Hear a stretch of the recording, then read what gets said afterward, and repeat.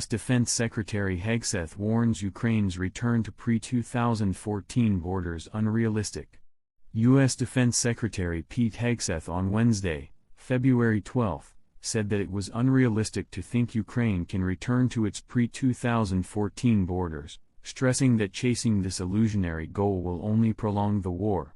While speaking on the Russia-Ukraine war, Pete Hegseth said that bloodshed must stop and this war must end. He said U.S. President Donald Trump stopped the fighting and reaching and enduring peace is a top priority. Hegseth added that Trump intends to bring both Russia and Ukraine to the table. We want a sovereign and prosperous Ukraine. But we must start by recognizing that returning to Ukraine's pre-2014 borders is an unrealistic objective.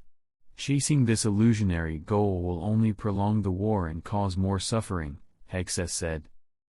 NATO membership for Ukraine is not a realistic outcome, Hegseth said, adding that any security guarantee should not be provided through NATO membership, but instead must be backed by capable European and non-European troops, who would not be covered by Article 5 NATO guarantees. Europe must provide overwhelming share of aid to Ukraine. The U.S. Defense Secretary said that safeguarding European security must be imperative for European members of NATO. Focusing on securing our own borders, the U.S. Defense Secretary said that he wants to directly and unambiguously express that stark strategic realities prevent the United States from being primarily focused on security in Europe. Hegseth added that the U.S. faces consequential threats to our homeland. We must, and we are, focusing on securing our own borders, he said. He stressed that the U.S. faces peer competitors and the Communist Chinese with the capability and intent to threaten our homeland and core national interests in the Indo-Pacific.